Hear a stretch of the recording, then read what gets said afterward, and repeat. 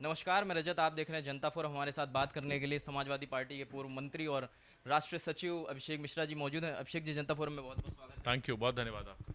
अभिषेक जी, जैसे देख रहे हैं, कोरोना वैश्विक महामारी के रूप में बदल चुकी है और सब परेशान हैं। मगर जो प्रधान सेवक का शब्द था, जो उनकी लाइन थी, आपदा में अवसर ढूंढिए, इसको मुझे लगता है जो ये निजी अस्पताल हैं सर, इन्होंने कुछ ज़्यादा ही अवसर ढूंढा है। और 2 दिन बंदा एडमिट होता है, उसके बाद एक्सपायर कर जाता है और बिल आता है 1.5 लाख, 3 लाख, 2.5 लाख। सर क्या कहेंगे?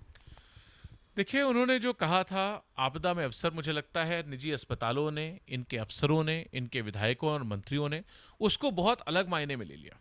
सबने इसको एक अपॉर्चुनिटी बना लिया। एक इतना बड़ा करप्शन का स्कैम, इतना बड़ा करप्शन का स्कैंडल बन रहा है जिसमें इनके विधायक स्वयं आज पोल खोल रहे हैं।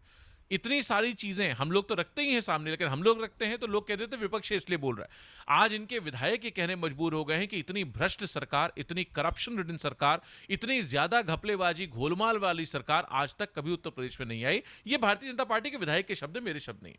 तो और इसी तरीके से जो प्राइवेट अस्पताल है, जिसको रेगुलेट करना इन सरकार का काम है, जिसके कौन कितना चार्ज कर सकता है, किस चीज का क्या रेट फिक्स होगा, उसका ताकत, उसकी सत्ता, सरकार उसके लिए कानून बना सकती है। लेकिन क्योंकि इनकी साठगांठ है, क्योंकि इनके ये लोग मिले जुले हैं एक दूसरे से, क्योंकि अब उसके कारण क्या होते हैं आप भी समझ सकते हो और उत्तर प्रदेश की जनता भी समझ रही होगी कि उस कारण की वजह से ये लोग उन अस्पतालों को रेगुलेट नहीं करना चाहते। वहां चाहते हैं कि ज्यादा से ज्यादा संख्या में करप्शन चलता रहे, पैसा चलता रहे, जिससे कि जहां तरीके से, जिस तरीके से, जहां जैसे पैसा मिल सके, ये लोग कमाने में लग गए हैं। इनको पता है कि इनकी सरकार जाने वाली है, तो जितना लूट सको उतना लूट लो।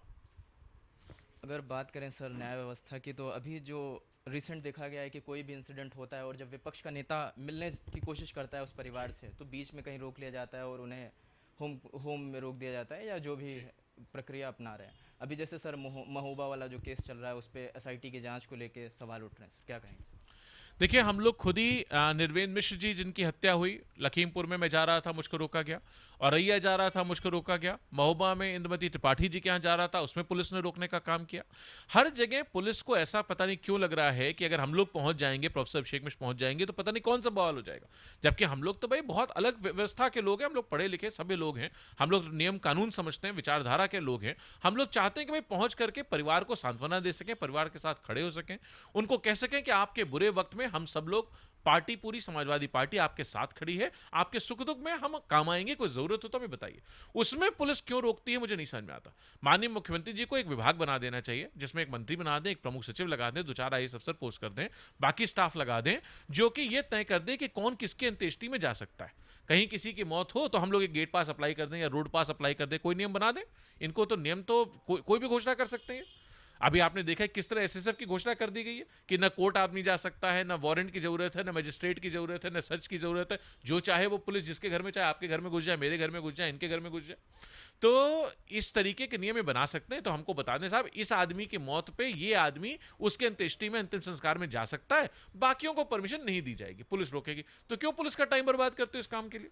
भाई बाकी रोज क्राइम हो रहा है वो नहीं दिखाई पड़ता पुलिस को, रोज अत्याचार हो रहा है वो नहीं दिखता, रोज मर्डर्स हो रहे हैं वो नहीं दिखाई पड़ते, रेप्स हो रहे हैं वो नहीं दिखाई पड़ते, डेकॉइटीज हो रहे हैं वो नहीं दिखाई पड़ते।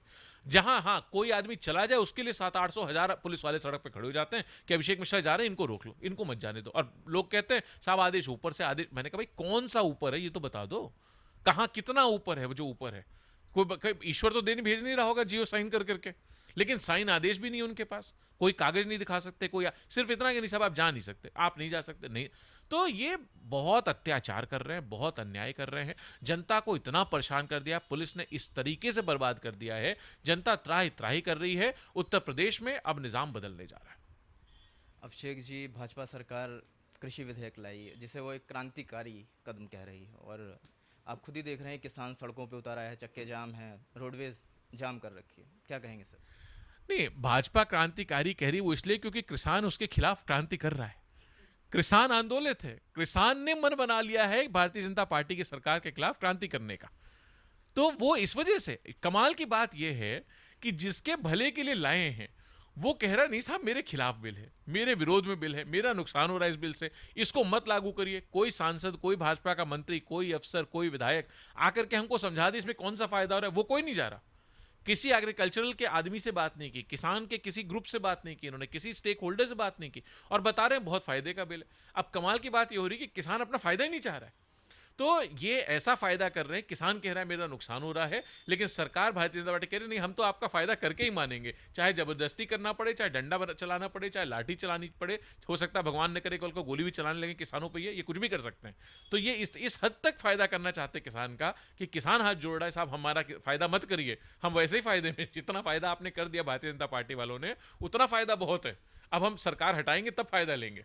लेकिन बानी नहीं रही भाजपा की सरकार, वो कह रही हम तो फायदा करके रहेंगे। अब ये किसान भी समझ रहा है कि किसका फायदा कर रहे हैं ये लोग, उत्तर प्रदेश की जनता भी समझ रही है, मीडिया भी समझ रही है, और भारतीय जनता पार्टी वाले तो प्लान करके ही फायदा पहुंचा रहे हैं, तो वो तो सब समझ रहे हैं। अभिषेक जी, जीएनपीआईसी की बात कर लें, सरकार मूड बना रही है उसे अब बेचने के लिए, क्या कहेंगे सर? जेपीएनआईसी एक समाजवादी पुरोधा का, डेमोक्रेसी के लिए लड़ने वाले का, लोकतंत्र की लड़ाई में अग्रिम भूमिका निभाने वाले का एक ऐसे नेता का हमने म्यूजियम बनाया है, सेंटर बनाया है जो उनके नाम पे, कि आने वाली नस्लें, आने वाला वक्त उनसे प्रेरित होकर के उनसे चीज़ें सीख सके, उस विचारधारा पे चल सके, देश को इकट्ठा करके, देश की अखंडता में जिसका विश्वास हो, देश को हर वर्ग हर समाज को साथ लेके चलने की जो विचारधारा है उसको आगे बढ़ा सके। तो ऐसी विचारधारा का, ये तो विचारधारा के लेवल पे विरोधी है, ये तो देश को बांटना चाहते हैं, लड़ाना चाहते हैं, धर्म के नाम पे, जाति के नाम पे लड़ाना चाहते हैं। तो ये इसलिए विरोध कर रहे हैं, ये नहीं चाहते कि ऐसे किसी आदमी का बात भी लोगों तक पहुंचे। ये तो सिर्फ ये चाहते हैं कि धर्म के नाम पे लोग लड़ते रहे, हमको वोट मिलते रहे और हम जीतते रहे। लेकिन अब उत्तर प्रदेश की जनता ने इसके खिलाफ मन बना लिया है। जेपीएनआईसी हम नहीं बिकने देंगे, और अगर किसी ने भी, जिसने टेंडर लिया, वो ये मान के चले कि जब भी समाजवादी सरकार 2022 मार्च में बनेगी, निश्चित रूप से इनके इस कृत्य की हम लोग जांच कराएंगे, और अगर गलती पाई गई, अगर सब सही हुआ तो भाई एक अलग बात है, लेकिन अगर कहीं गलती पाई गई, कोई टेक्निकल गलती हुई, नियम कानून का उल्लंघन हो रहा होगा, तो इस टेंडर को कैंसिल करेंगे और वापस से उसको सरकार का हिस्सा बनाएंगे। बहुत बहुत शुक्रिया अभिषेक जी। ये हमारे साथ अभिषेक मिश्रा जी थे जिन्होंने अपनी बात रखी। इस साक्षात्कार से जुड़े जो भी सवाल हों आप कमेंट सेक्शन में बता सकते हैं। चैनल से बने रहें, आगे की अपडेट मिलती रहेगी। शुक्रिया।